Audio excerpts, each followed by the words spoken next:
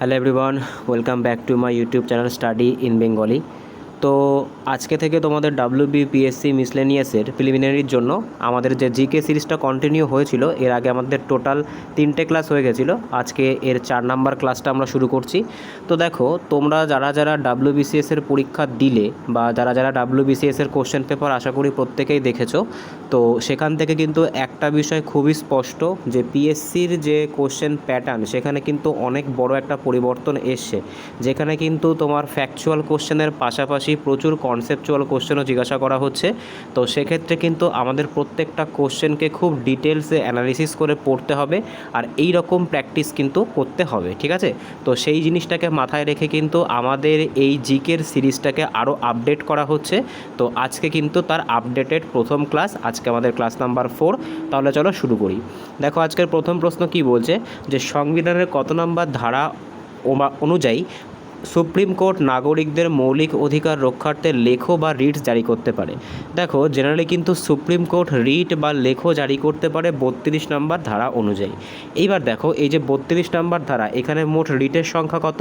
মোট রিটের সংখ্যা কিন্তু হচ্ছে 5টা। এই 5টা রিটের মধ্যে যেটা সবথেকে বেশি আমাদের কানে আসে সেটা কিন্তু হচ্ছে হেবিয়াস কার্পাস, ঠিক আছে? হেবিয়াস কার্পাস, তো এটা কিন্তু খুব ইম্পর্ট্যান্ট একটা রিট। এছাড়াও কিন্তু আরও 4টে রিট আছে, যেরকম প্রহিবিশন আছে, ম্যান্দামাস আছে, ঠিক আছে, সার্সিওনারি আছে, আর একটা কি বাকি থাকছে, আমি 4টে বলে দিলাম, আর একটা কি বাকি থাকছে সেটা কিন্তু তোমরা আমাকে কমেন্টে জানাবে।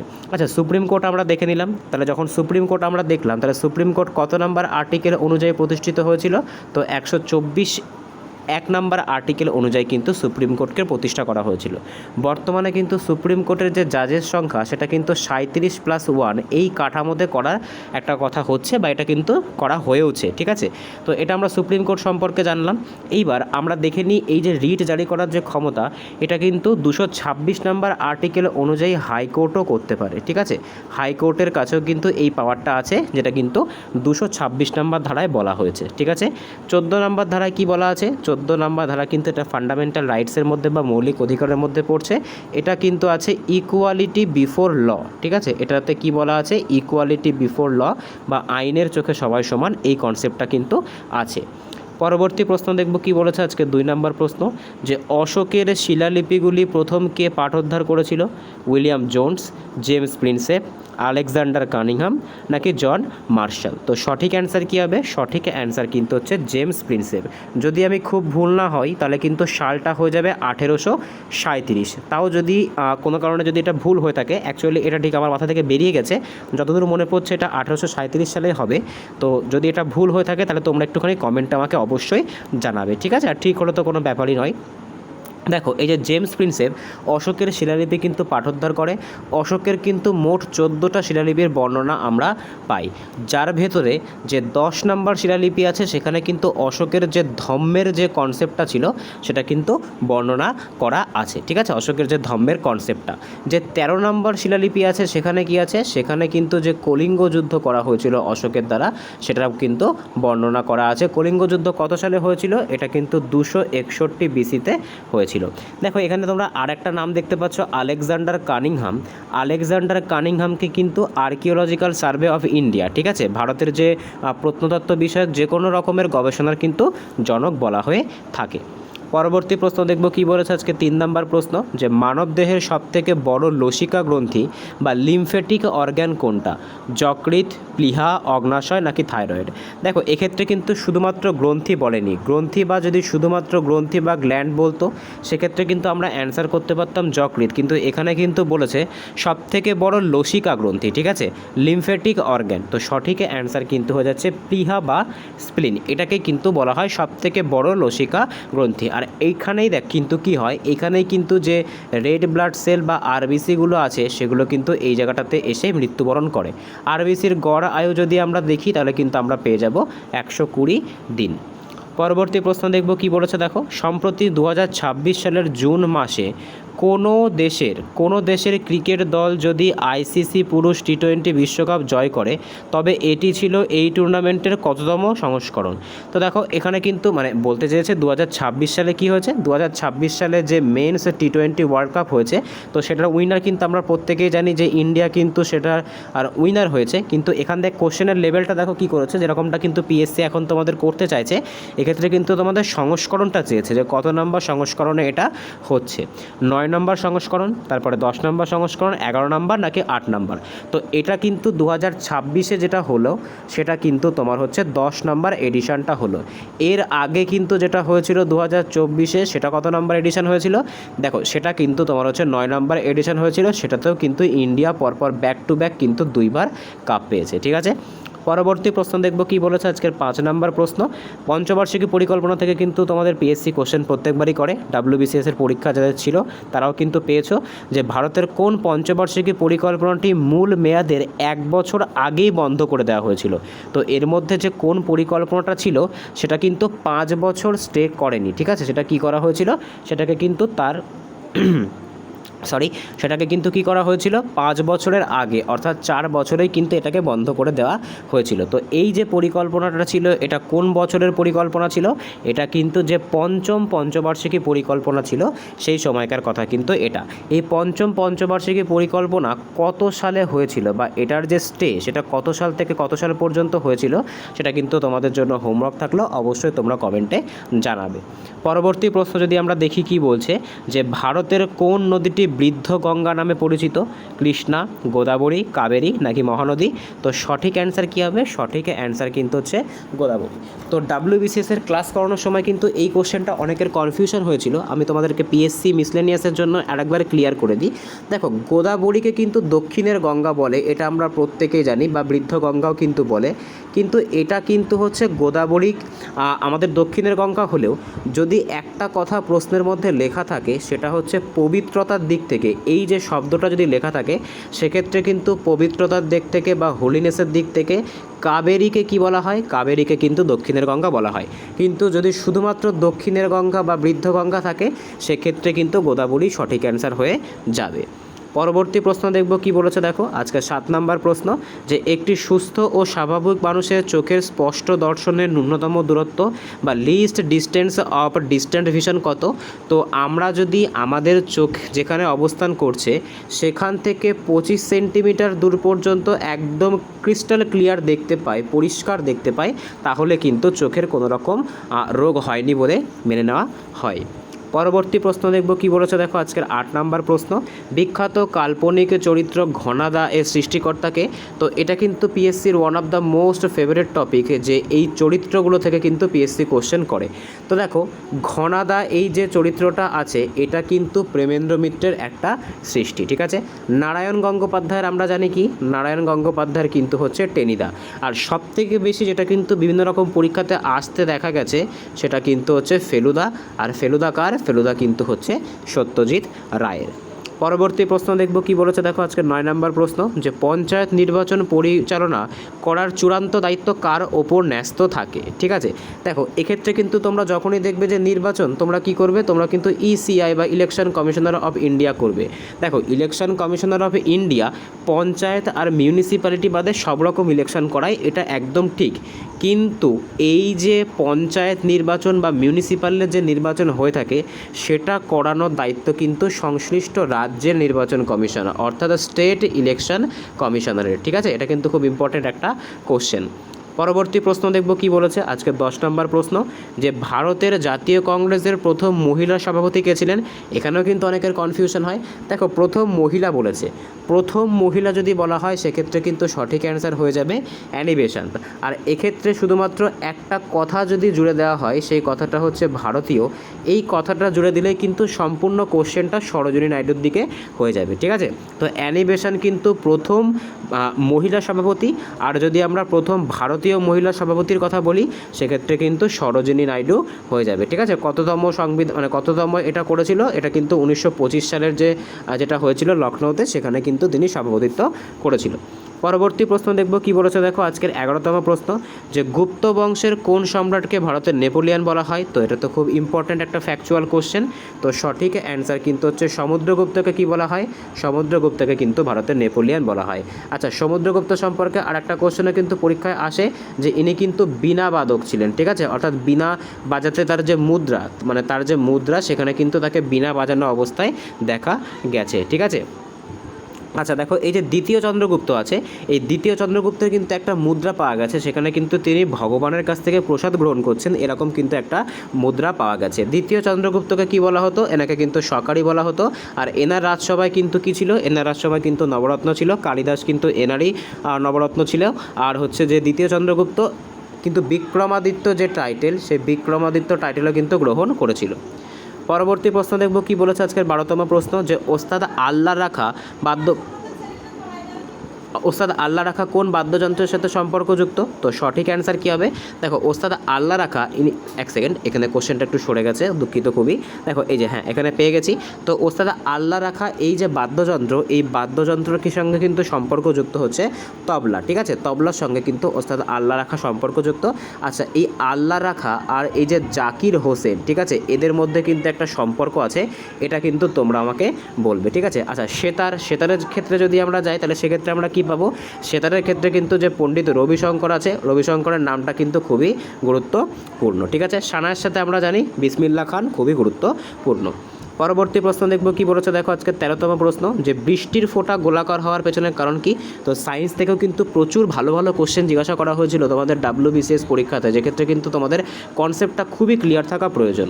তো বৃষ্টির ফোঁটা গোলাকার হওয়ার যে প্রধান কারণ সেটা আসলে কি, সেটা কিন্তু হচ্ছে জলের পৃষ্ঠটান। দেখো জলের মধ্যে কিন্তু একটা স্পেশাল আমরা বলতে পারি একটা স্পেশাল টান কাজ করে, সেটাকে কিন্তু সারফেস টেনশন বা পৃষ্ঠটান বলা হয়। সেই কারণের জন্য কিন্তু বৃষ্টির ফোঁটা বা জলের যে ফোঁটা সেটা কিন্তু গোলাকার আকার ধারণ করে, ঠিক আছে। পরবর্তী প্রশ্ন দেখব কি বলেছে আজকে 14তম প্রশ্ন, যে থমাস কাপ কিসের সাথে সম্পর্কযুক্ত।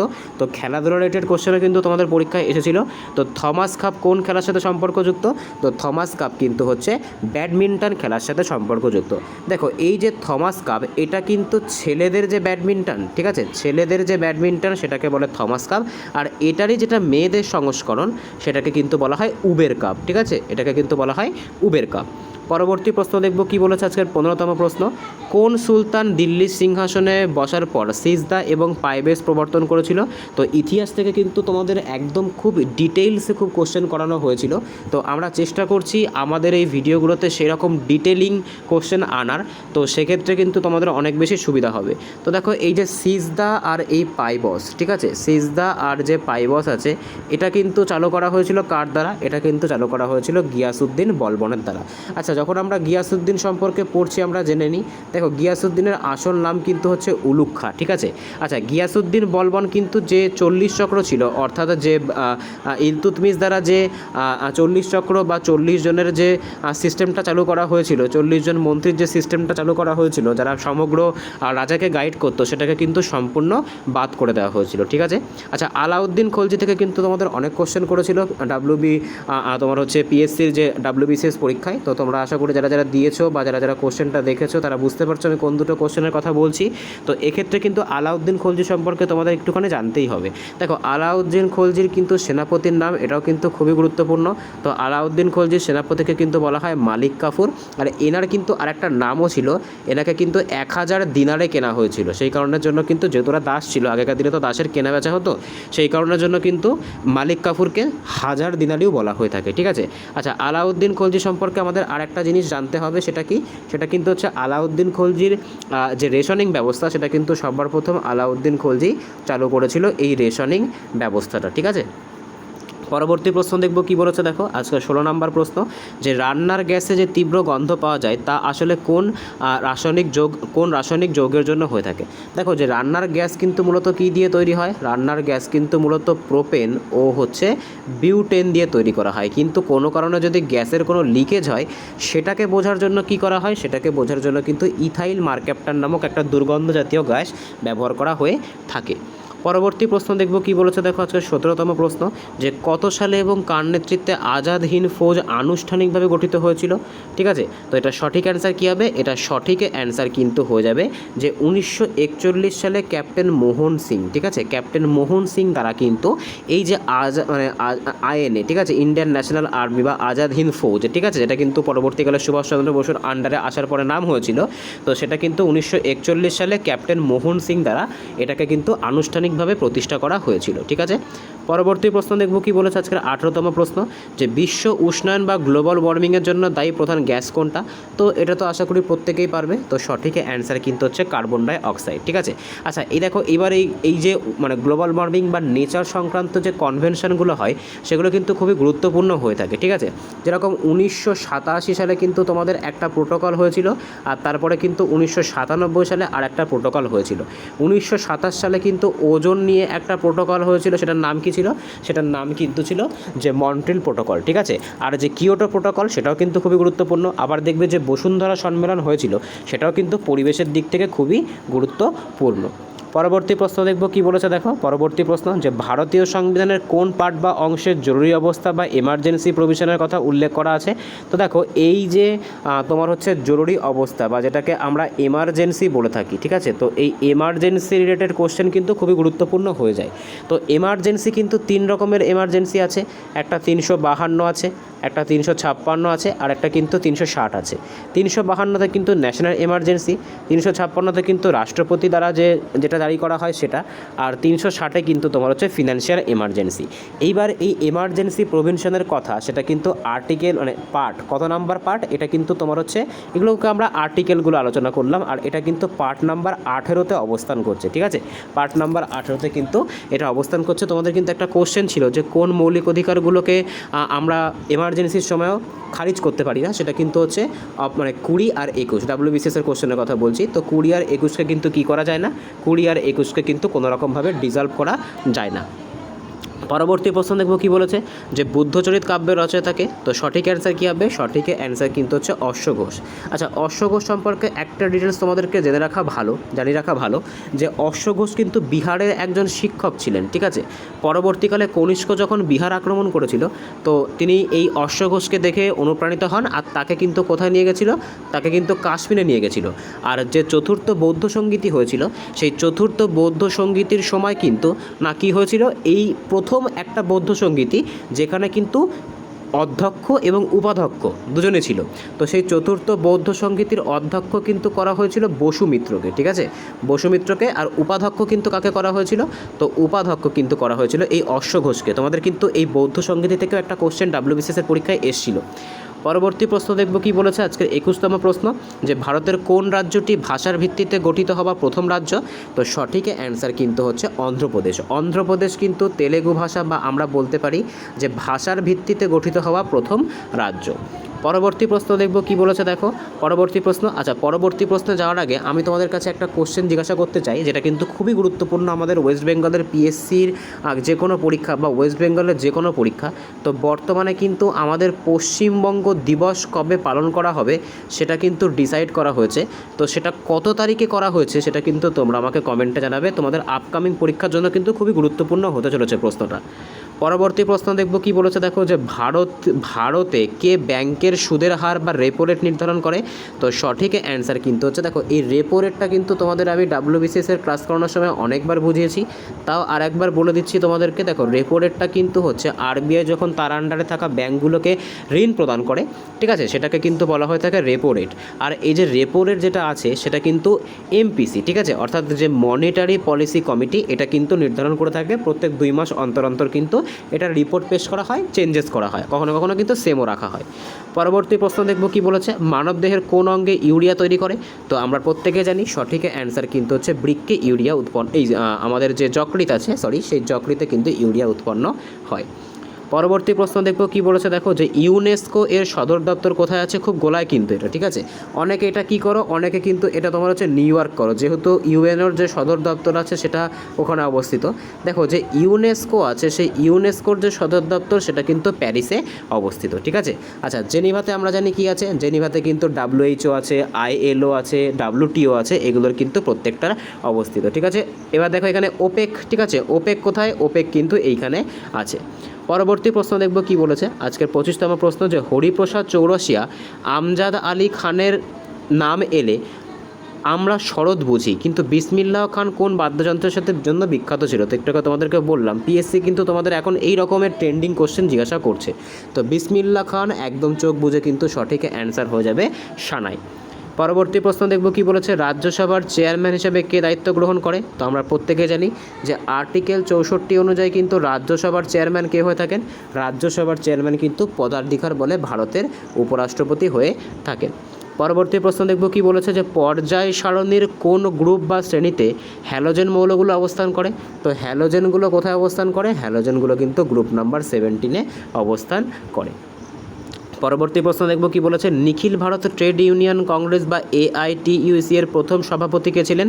তো সঠিক অ্যান্সার কী হবে, 1920 সালে কিন্তু বোম্বাইতে এটার প্রথম সভা অনুষ্ঠিত হয়েছিল, আর সেখানে কিন্তু লালা লাজপত রায় এটার সভাপতিত্ব করেছিলেন।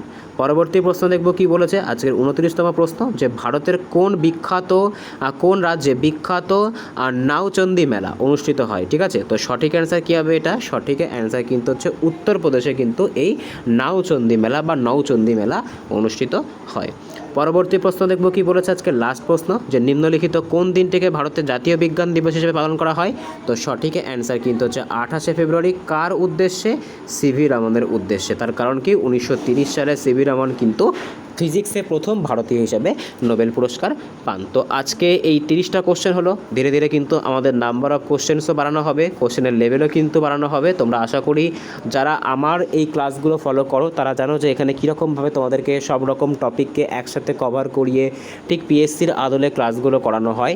তো সেক্ষেত্রে তোমাদের কাছে একটা রিকোয়েস্ট থাকবে, যদি ভিডিওটা ভালো লেগে থাকে অবশ্যই চ্যানেলটাকে সাবস্ক্রাইব করবে, ভিডিওটা ভালো লাগলে বন্ধুদের সাথে শেয়ার করবে, অবশ্যই কিন্তু লাইক করবে, তোমাদের মূল্যবান মতামত কিন্তু অবশ্যই তোমরা কমেন্টে জানাবে। আমি কিন্তু চেষ্টা করি প্রত্যেকের কমেন্টের রিপ্লাই দেওয়ার জন্য। তো দেখা হচ্ছে পরের ভিডিওতে, বাই।